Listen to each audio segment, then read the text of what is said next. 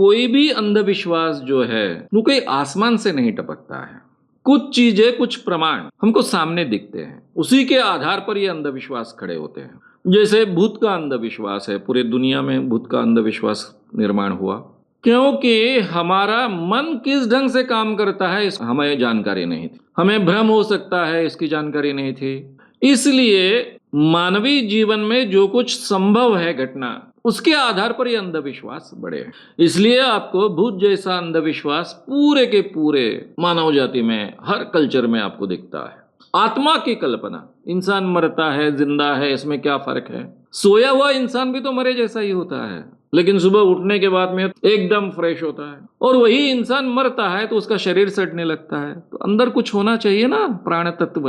उसको उन्होंने आत्मा कहना शुरू कर दिया। आपको पूरे के पूरे दुनिया के सभी कल्चर्स में आत्मा की कल्पना दिखेगी। श्याम मानव चैनल को आपका समर्थन देने के लिए चैनल को जरूर सब्सक्राइब करें। चैनल के नोटिफिकेशन पाने के लिए बेल आइकन भी दबाएं।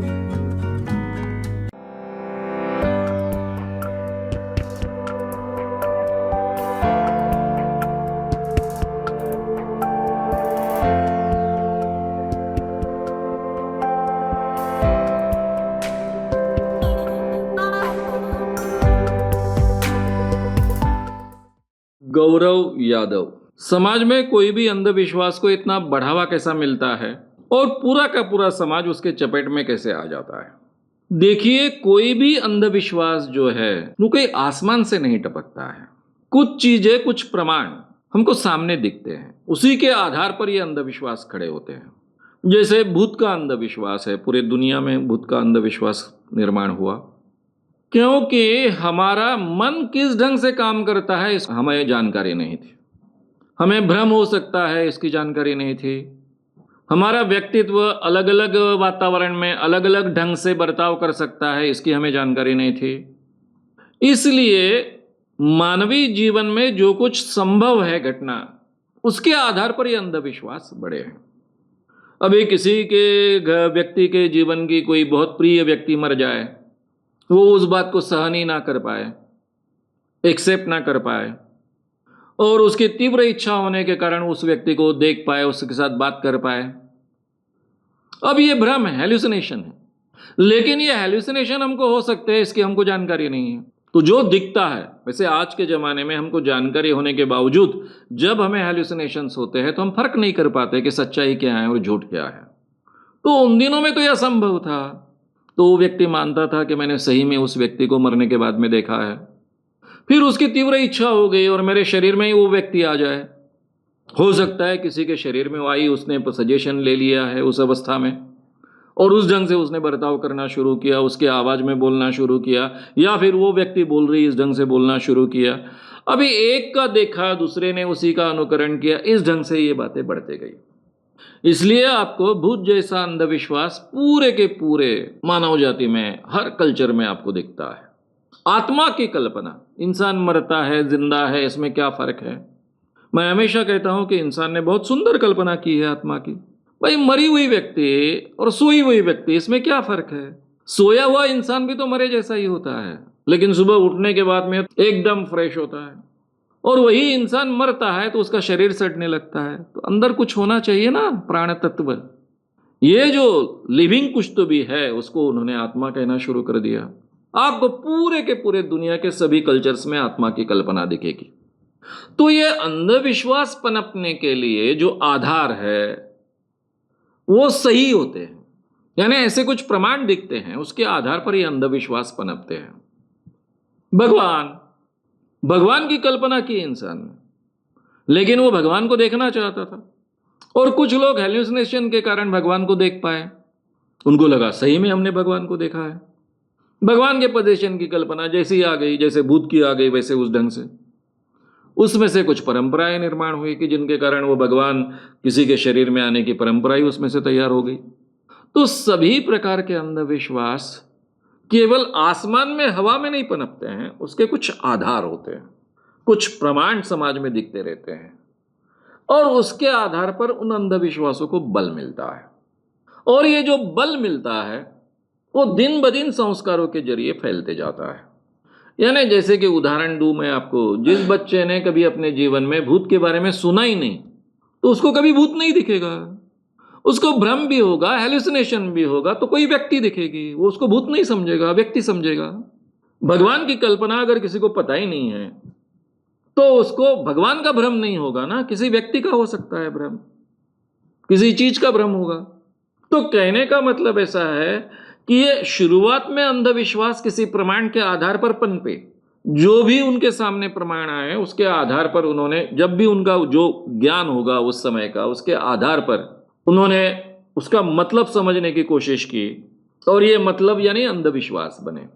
और ये अंधविश्वास संस्कारों से हम एक दूसरे में डालते गए और उसको बढ़ावा मिलते गया, वो पनपते गए, बड़े पैमाने पर पनपते गए।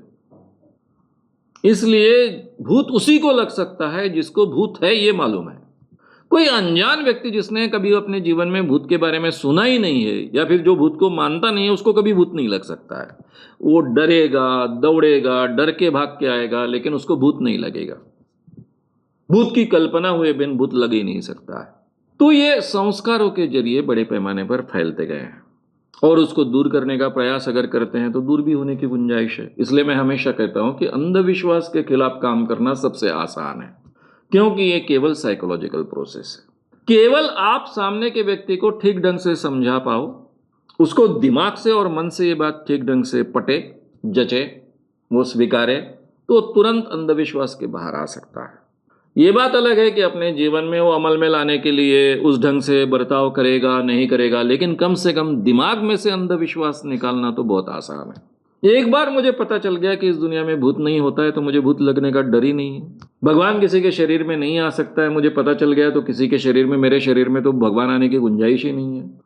अब चमत्कार की बात अलग है, चमत्कार बाहर होते हैं, ये केवल मेरे साइकोलॉजी का मुद्दा नहीं होता, मेरे ज्ञान से रिलेटेड मुद्दा होता है। लेकिन अगर मेरा एक बार मुझे पता चल गया कि इस दुनिया में कोई चमत्कार नहीं कर सकता है, तो मैं हर चमत्कार को ढूंढने की कोशिश कर सकता हूं, और कोशिश करता हूं तो मुझे कुछ ना कुछ उसका जवाब मिल जाता है। सेम चीज है ज्योतिष। जब तक हमें पता नहीं चलता है कि लॉ प्रोबेबिलिटी क्या होती है, तो ज्योतिष पर हम विश्वास रखते हैं। उसने कहा सच निकला, अरे भाई सच निकला, लेकिन झूठ कितना निकला? हम सच निकला उतना ही पकड़ के लगते हैं, झूठ निकला उसके बारे में सोचते ही नहीं है। जब हमें पता चलता है कि आपको कुछ भी पता नहीं है, फिर भी लॉ प्रोबेबिलिटी के आधार पर अगर प्रोबेबल चीजें आप कहोगे, तो वो 50% के ऊपर सच रह सकती है। तब जाकर आपके ध्यान में आता है कि अरे भाई, हम फालतू ये ज्योतिषियों पर विश्वास रखते आए, फिर हमने उनको जांचना चाहिए। फिर हम जांचने जाते तो पता चलता है कि इनको पत्रिका से कुछ समझता नहीं। तो अंधविश्वास के लिए कुछ प्रमाण होते हैं। अब जैसे ज्योतिष शास्त्र में है, किसी ने कुछ कह दिया तो उसमें से आधी बातें सच हो सकती है, हमको पहले पता ही नहीं था। इसीलिए तो जब साइंस को लॉ प्रोबेबिलिटी का पता चला, तब सही माने में साइंस का विकास बहुत स्पीडीली हो पाया। क्योंकि जिसको काकतालीय न्याय कहते हैं, कौवा बैठने को और डाल टूटने को, लॉ प्रोबेबिलिटी बहुत विस्तार से मैंने कई बार समझाई है। स्त्री के पेट में बच्चा है, कह दिया कि तुमको लड़का होगा, मालूम तो नहीं है, लेकिन 1000 स्त्रियों को जब हम कहते हैं तुमको लड़का होगा, तो हो सकता है उसमें से 500 स्त्रियों को सही में लड़का होगा और 500 स्त्रियों को लड़की होगी। लेकिन ये 500 स्त्रियां तो मानेगी ना कि जो कहा वो 100% सही है। मुझे तो कुछ पता नहीं था। ये लॉ प्रोबेबिलिटी का जब पता चला, तब हमको पता चला कि ये जो प्रेडिक्शन सही होते हैं उसके पीछे का कारण क्या है। इसके पीछे कोई साइंस नहीं है। साइंस है तो लॉ प्रोबेबिलिटी का साइंस है। कुछ प्रेडिक्शंस तो सही होने ही वाले हैं, कितने भी झूठ बोलने का प्रयास किया तो भी सही होने वाले हैं। 100% इनकरेक्ट प्रेडिक्शन कोई कह भी नहीं सकता, प्रोबेबल प्रेडिक्शन है। तो ये बात जब पता चलेगी, तब हमको पता चलेगा कि भाई ये अंधविश्वास है। तो इन चीजों को इस ढंग से अज्ञान के कारण, संस्कारों के कारण बढ़ावा मिलते गया है। जब सच्चाई सामने आती है तो अंधविश्वास निकल जाने चाहिए, लेकिन उसको हम संस्कारों के कारण पकड़ कर रहते हैं।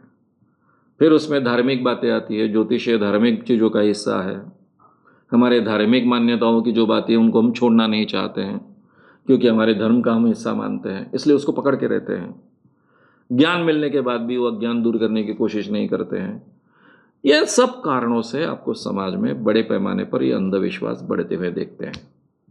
लेकिन हर अंधविश्वास के पीछे कुछ जो प्रमाण होते हैं, हैपनिंग्स होते हैं, घटित होते हैं, वो सच होते हैं। लेकिन उसके पीछे का लॉजिक और रीजनिंग जो हम समझते हैं वो अनसाइंटिफिक होता है, गलत होता है, इसलिए वो अंधविश्वास होता है।